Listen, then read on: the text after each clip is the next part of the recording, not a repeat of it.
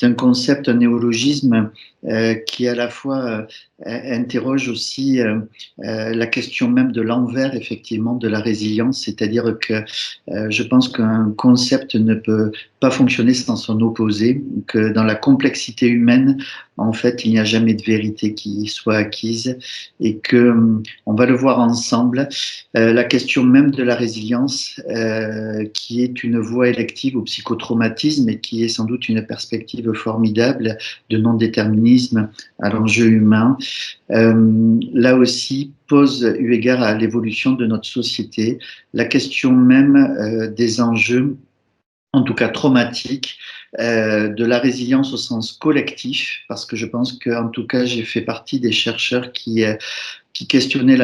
très tôt, en tout cas dans les années 2010, en tout cas la question de la résilience versus la démarche collective et la question même des enjeux d'une société, les interactions que ça a sur le sujet. La résilience individuelle, si elle vise à faire un nouvel engagement de vie suite à un traumatisme, elle utilise certes des biais comme les ressources internes, les potentialités du sujet, mais également elle utilise l'altérité, la culture, la civilisation, la religion pour certains dans une société occidentale qui n'a de cesse de se séculariser. Il s'agit, dans la question même de la résilience, de donner un nouveau sens à son existence face à la brèche que vient de créer le psychotrauma,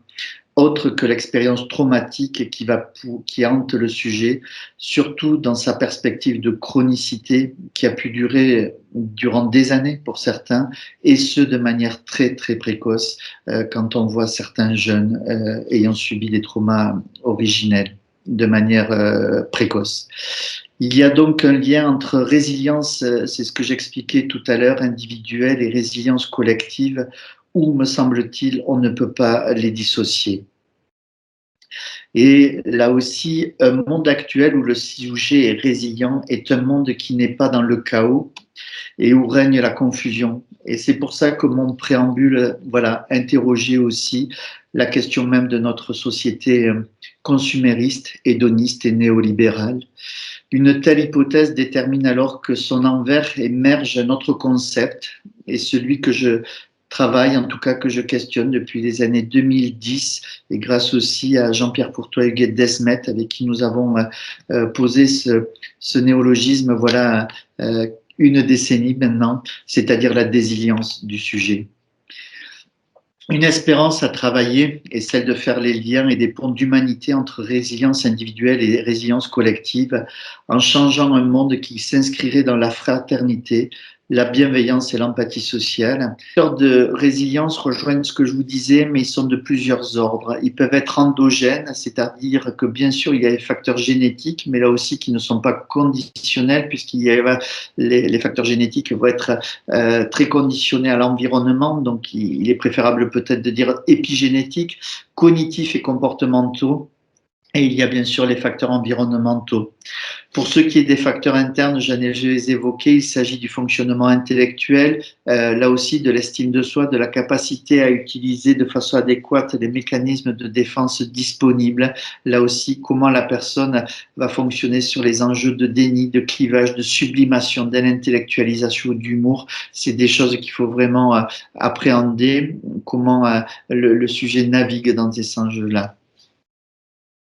Pour ce qui est des facteurs de protection exogènes, c'est-à-dire plus externes, il s'agit en premier lieu des facteurs de protection familiaux. Là aussi, l'éducation et l'existence de relations chaleureuses avec des parents structurants, soutenants et compétents, la présence de la famille élargie, la présence par exemple de tuteurs de développement.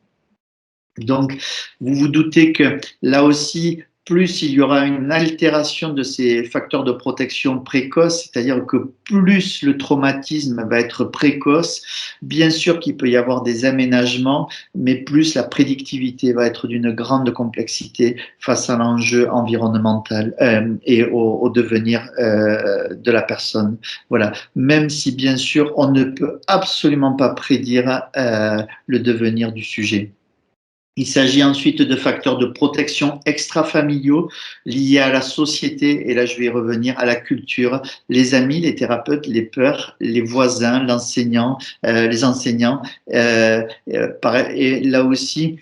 tout ce qui va être bien sûr les réseaux sociaux, je pense aux jeunes aussi, et les réseaux de sociabilité au sens large qui prennent toute leur place, et j'y dirais même l'environnement sociétal dans une perspective qui va contribuer là aussi à des enjeux de la résilience individuelle.